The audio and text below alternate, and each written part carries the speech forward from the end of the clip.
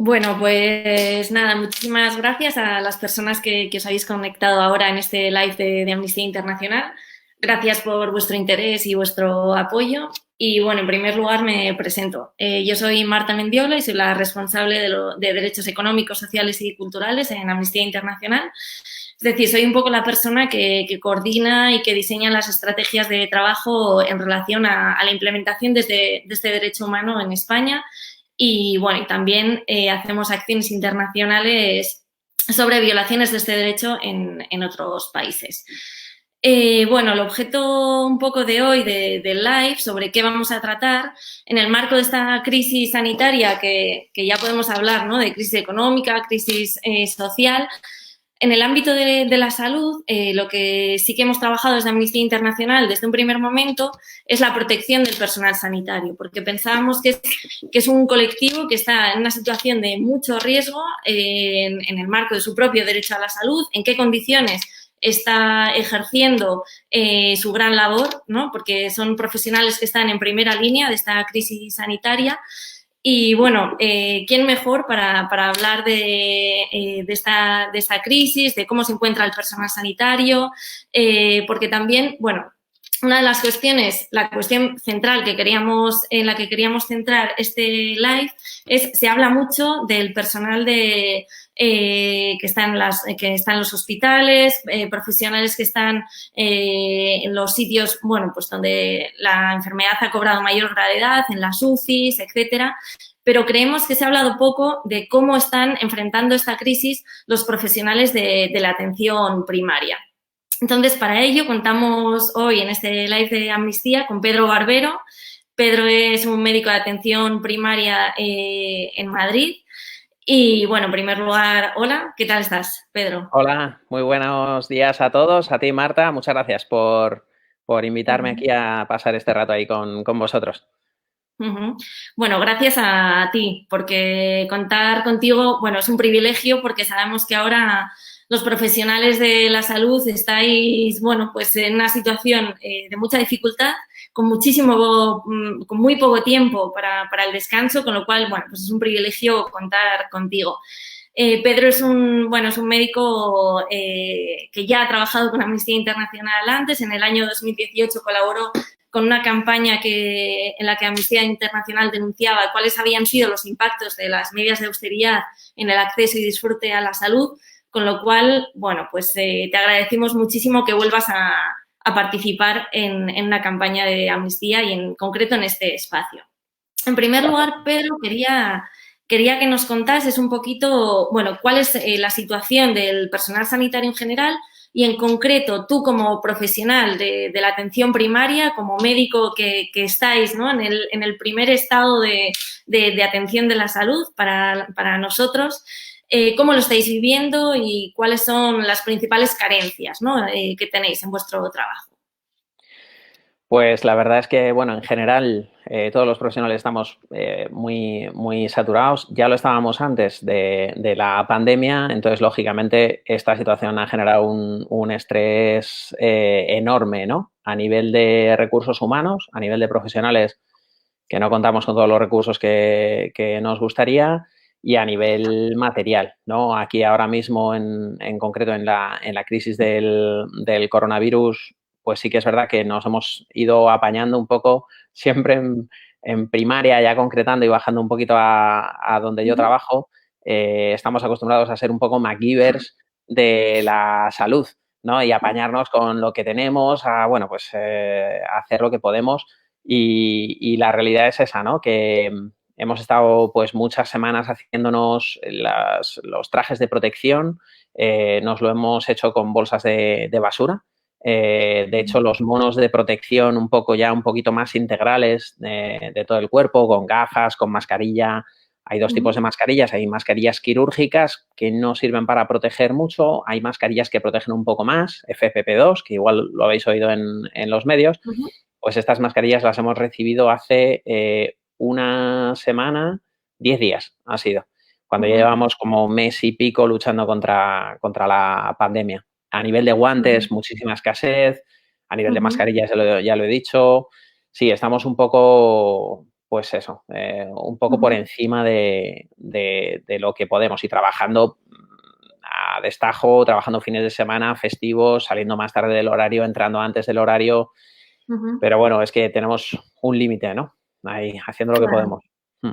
Claro, porque ¿qué les dirías a las personas? Parece que se está generando, ¿no? Una sensación de que, bueno, de que los profesionales de la salud ya están cubiertos, ¿no? Han venido varios material, o sea, varios aviones, ¿no? Con material sanitario y desde Amnistía Internacional hemos agradecido, ¿no? Es verdad que las autoridades, bueno, pues han ido adoptando medidas con más urgencia y es verdad que esos materiales han ido llegando. ¿Pero crees que es una situación óptima para trabajar o crees que hay un lugar todavía para la mejora?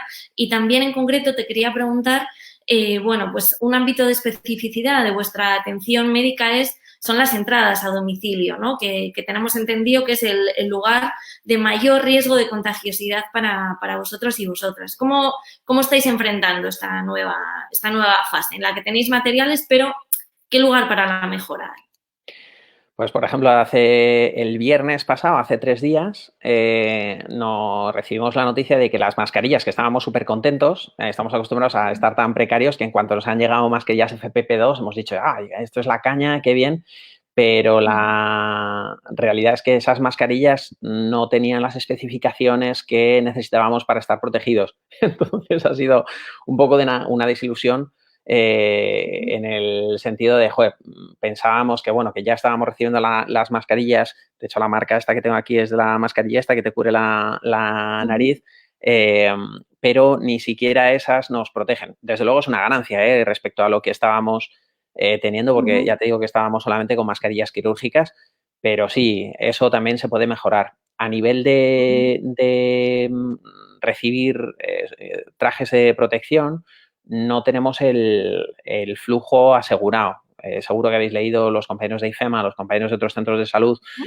Bueno, pues también en nuestro centro de salud no tenemos asegurado que nos vayan a seguir llegando monos de protección. Entonces, lo que estamos haciendo es lavarlo nosotros con agua, con lejía, lo dejamos colgando, o sea, parte de nuestro trabajo es la higiene de la ropa de trabajo, ¿no? Y lo dejamos secando allí y luego ya lo volvemos a reutilizar, porque no estamos seguros de que nos vayan a seguir llegando trajes de protección. En los domicilios sí que es un poco más complicado. Sí que vemos pacientes que se acercan al centro de salud y les tenemos que atender, pero es verdad que ahí pasan poco tiempo. El problema, como tú bien dices, es que cuando vamos al domicilio, la persona está viviendo en el domicilio. De manera que la carga viral, la famosa carga viral, en el domicilio es la cantidad de virus que hay en el ambiente o cerca de una persona o en lo que toca, en lo que tiene, pues es mucho más alta. Y ahí la precaución debe ser mayor porque tienes más riesgo de contagio. Pues ahí, claro, sí que utilizamos los monos.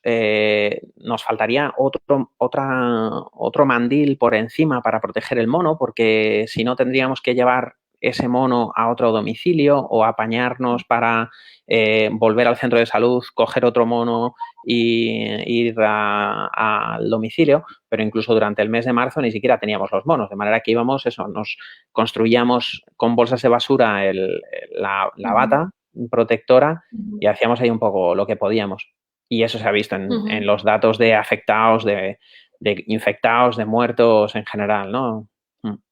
Dentro de Claro, compañeros médicos. claro, totalmente. Ahora que hablas de datos, bueno, la última cifra que tenemos, ¿no? Son de más de 30.000, creo que son 30.663 profesionales de la salud contagiados en España, más de 31 muertos. Es el país a nivel mundial donde los profesionales de la salud se han visto en mayor riesgo. Las cifras son las primeras a nivel mundial de contagio. Y bueno, es verdad que lo que dices tú, ¿no? De reutilizar los materiales, los escasos materiales, pues bueno, constituye un riesgo también, ¿no?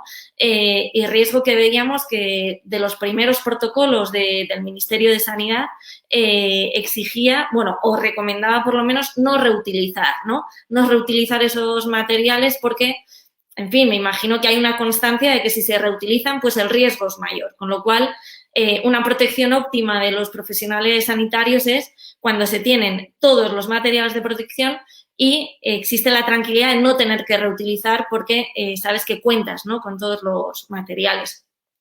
En este ámbito, ¿no?, de riesgo de contagio, de estrés, tú, por ejemplo, decías que habías estado atendiendo, bueno, pues a primeros de esta crisis, personas con neumonías ya y que los atendías, bueno, con tu bata porque no tenías material, ¿no?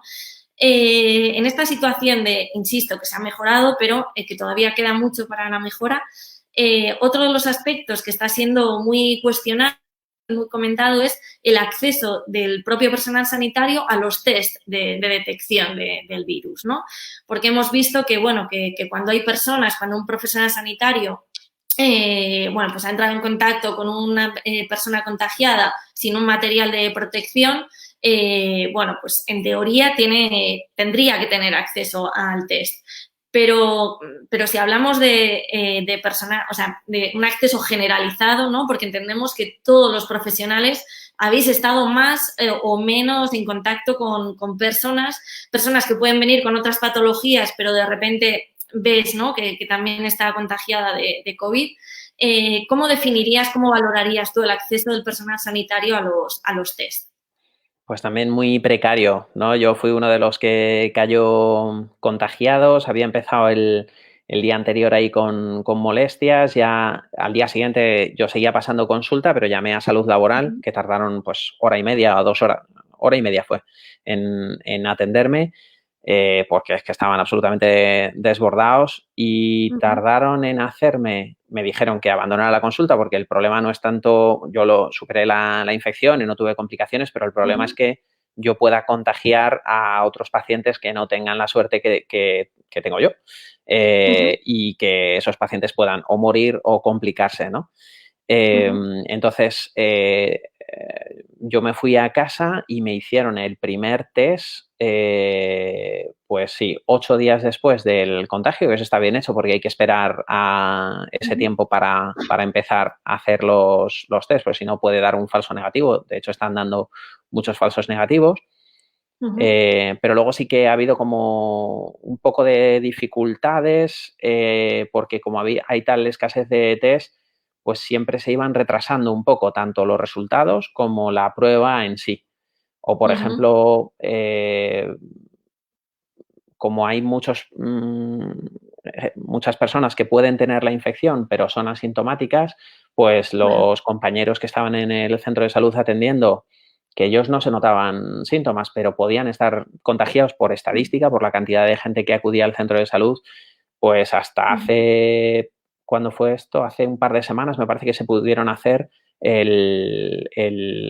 la primera prueba test para ver, oye, que aunque no tengan síntomas, pues pueden seguir pasando consultas sin peligro de contagiar. Y luego también a familiares, a gente con los que convivimos, que es un problema porque, claro, tú aquí tienes mucho cuidado en casa de intentar no contagiar, pero también es cierto estrés el tema de decir, bueno, ha empezado con tos, ha empezado con molestias, ¿será que tiene el coronavirus o no? Y eso no se ha podido hacer, ¿no? Entonces, bueno, pues sí, precario, ahí un poquito precario, sí. Claro.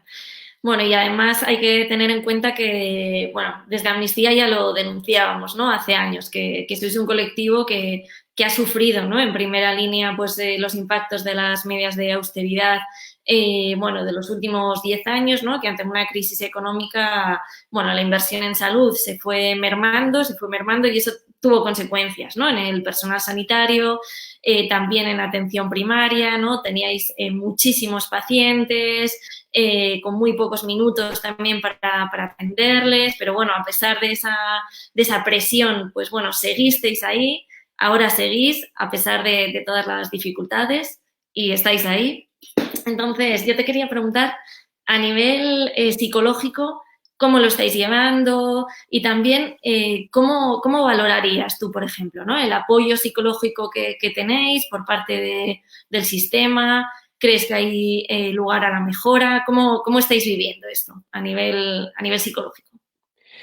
Pues haciendo un poco, recogiendo tus palabras, ¿no? Sí que desde Ujú, incluso antes de la pandemia, yo la sensación que tengo y el resto de compañeros un poco también es una presión brutal. O sea, yo habitualmente suelo llevar ujú, una hora de retraso en la consulta. Eso significa que como se citan cada 6 minutos, más luego los que vienen ujú, sin cita, significa que ujú, habitualmente hay 10 personas esperando en la sala de espera ujú, más los que hayan llegado sin cita. Ponle que sean 12 o 13 personas que están esperando, ujú. algunos de ellos con problemas importantes Claro, o gente mayor que no debería estar esperando tanto tiempo y eso te genera mucho estrés, ¿vale? Ya de por sí en condiciones normales.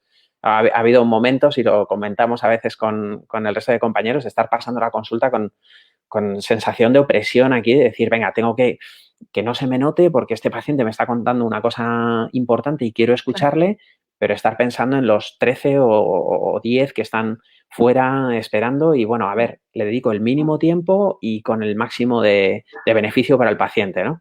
Eso en condiciones Ujú, normales. Ahora, es verdad que ahora como se ha reducido la cantidad de gente que va al centro de salud por otros motivos, pues estamos teniendo una asistencia mucho más ordenada, aunque parezca mentira. En una época de pandemia estamos trabajando con menos estrés en ese sentido, ¿no? Tenemos el estrés de otro tipo, ¿no? El estrés del ujú. contagio, el estrés de que muchos compañeros están cayendo, de todas las bajas y que tenemos que asumir la consulta de otros compañeros. Pero en ese sentido sí que se agradece, ¿no? Que no tengas esa hora de retraso, que no haya situaciones de nervios o de tensión. Y me has Ujú. preguntado otra cosa que ahora no me acuerdo. Bueno, ante esa situación, ¿no? De estrés creciente, de dificultad, de sumado al estrés también de llegar a casa y no contagiar a personas que pueden convivir con personas a su vez que sean grupos de riesgo. ¿Cómo valorarías la atención por parte de las autoridades, del apoyo psicológico que Mm, estáis teniendo? ¿Es el mismo que recibíais antes? ¿Hay programas adicionales? ¿Cuál es tu valoración de ese apoyo tan sí, necesario, ¿no? En estos momentos? sí, supuestamente sí. Nos envían al correo electrónico que podemos contactar con programas de apoyo. La realidad es que cada uno un poco se busca la vida por su cuenta. Primero porque están bastante saturados también los compañeros, los psicólogos, que son súper necesarios en condiciones normales, pero ahora en época de pandemia son imprescindibles, pues son muy escasos. Y Ujú, entonces ellos están haciendo pues también lo que puedan. Entonces al final pues yo, por ejemplo, el tema del cuidado, el autocuidado psicológico me lo busco yo. Yo tengo mis rutinas, mis hábitos, bueno, pero es verdad que no tendemos a buscarlo por vía, a no ser que haya una situación muy grave. Sí que tengo compañeros que han sido agredidos. Bueno, yo mismo fui agredido hace años y ni siquiera entonces busqué ayuda psicológica vía encauzada institucional, sino que fue también un poco, te lo buscas por tu cuenta, porque también es que estamos un poco pues, saturados incluso en ese sentido, ¿no? De cuidar al cuidador claro. poco. Ujú, Intentamos cuidar a los pacientes, a los enfermos, que la verdad es que es un poco difícil y te sientes un poco culpable porque dices, no, no le estoy dando lo que ujú, realmente necesitaría y ujú, tú, bueno, pues intentas molestar lo menos posible, ¿no? Y decir, bueno, pues ujú, a ver cómo puedo yo solucionar los problemas y no ser fuente de más problemas, pero a veces es verdad que es muy difícil. ujú.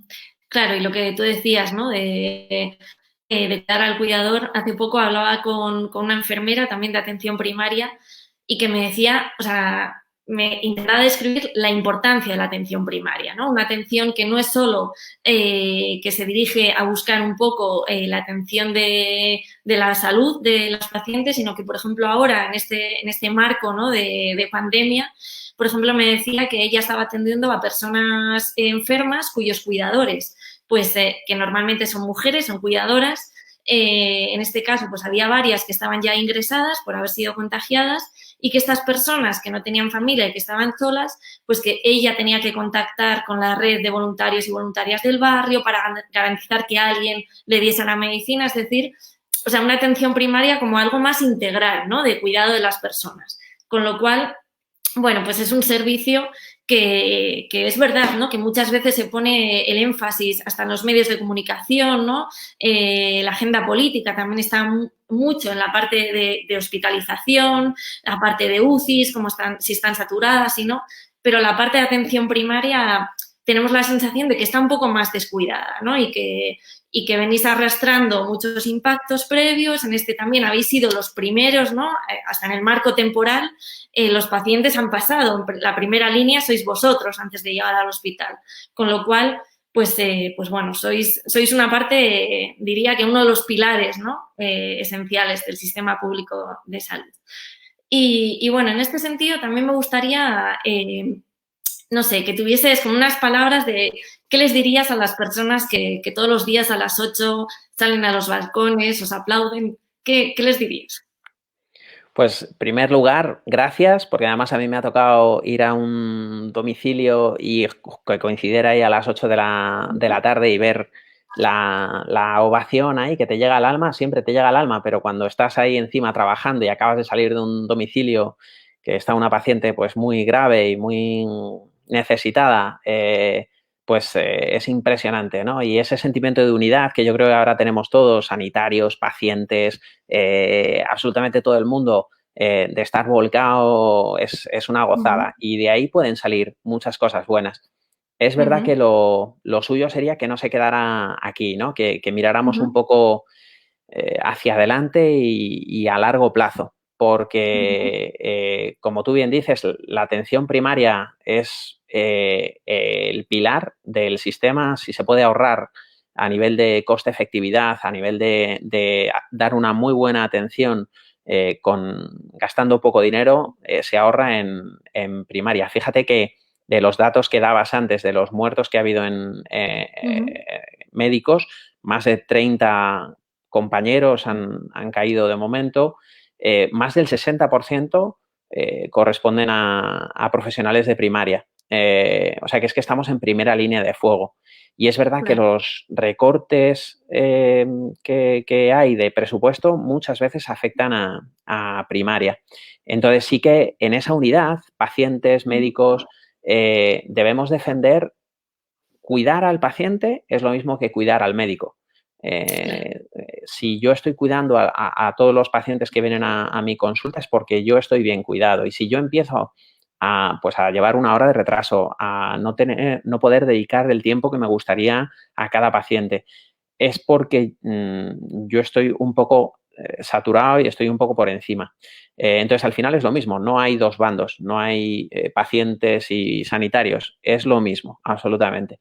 De manera que en el largo plazo yo creo que tenemos que estar igual de fusionados, que miro ahí hacia la ventana, que es donde aplaudimos ahí cuando estoy en casa aquí a las 8, seguir defendiéndonos a lo mismo, a pacientes, a sanitarios, exigir un tiempo de atención razonable.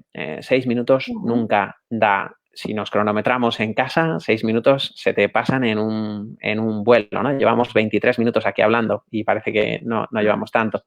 Medios de atención, por ejemplo, tenemos en el centro de salud, llevamos desde hace 6 meses, desde noviembre, ya no te digo cuándo empezó la pandemia, ¿no? En noviembre se nos estropeó un espirómetro, que es fundamental para controlar asmáticos, bronquíticos crónicos, y llevamos casi 6 meses prácticamente con ese aparato roto. Cuando empezó la pandemia, llevamos 4 meses con el aparato roto, o sea que más allá de ahora, del momento un poco más crítico, espectacular que estamos viviendo, sí que tenemos que levantar la mirada y pensar eso, en el largo plazo, que no es ni un año ni 4, que igual son 10 años, ¿no? Y planificar muy bien dónde queremos invertir nuestras energías, ¿no? Y una de las energías es el dinero, y ahí estamos juntos, sanitarios y pacientes, pacientes y sanitarios, es lo mismo. Claro. Y bueno, por ir cerrando ya, porque sabemos que tienes el tiempo bastante justo para volver al centro otra vez. Y bueno, yo te quería pedir también, te pido que les hables, ¿no? Un poco a la gente que os aplaude, pero también hablaba el otro día con un enfermero que me decía que, bueno, varias personas, ¿no? Del personal sanitario me han referido que no se sienten nada cómodas con esa denominación de héroes o heroínas, ¿no?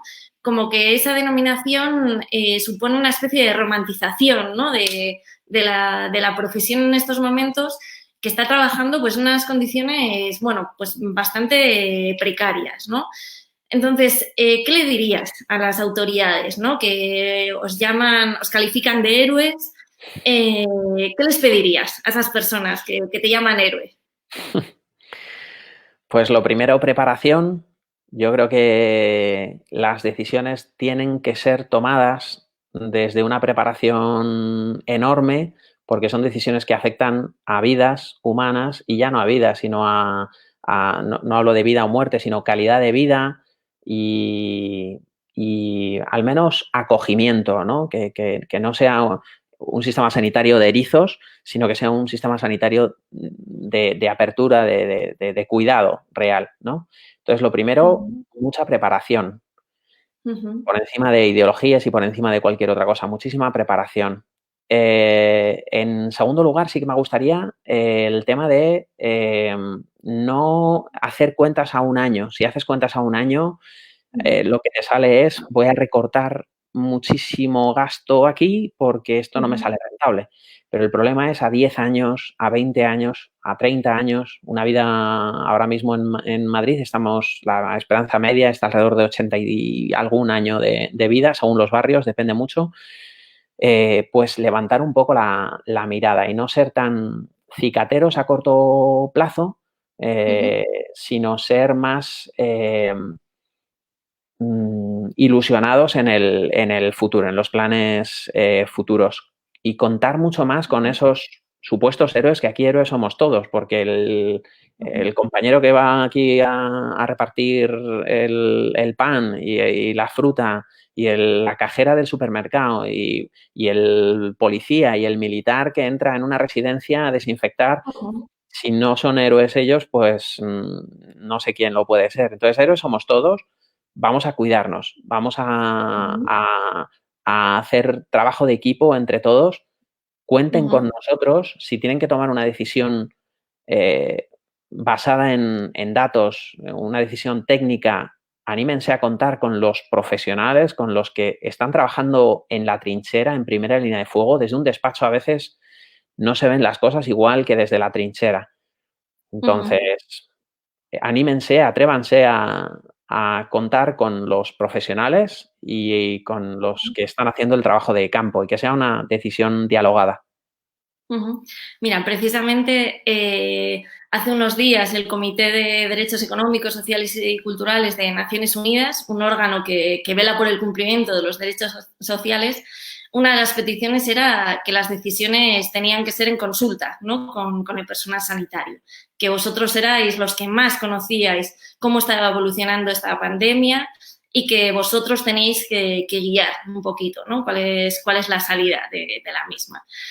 Así que nada, bueno, Pedro, no te entretengo más. Nos quedamos con que, bueno, la situación ha mejorado, pero hay mucho lugar a la mejora, con lo cual, bueno, está muy bien aplaudir en los balcones, pero hay que seguir exigiendo derechos. Desde Amnistía comparto que si entráis en la página actuaconamnistía.org tenéis una campaña, una acción que está dirigida a que las autoridades sanitarias protejan en mayor medida a personas como Pedro, y que hoy también nos has trasladado, bueno, cuál es la realidad vuestra, ¿no? Así que, bueno, pues te agradezco un montón y a todas las personas que nos habéis escuchado. Gracias a ti, Marta, gracias a Amnistía Internacional y al resto. A seguir, a por ello. Venga, un abrazo. Chao. Un abrazo. Chao.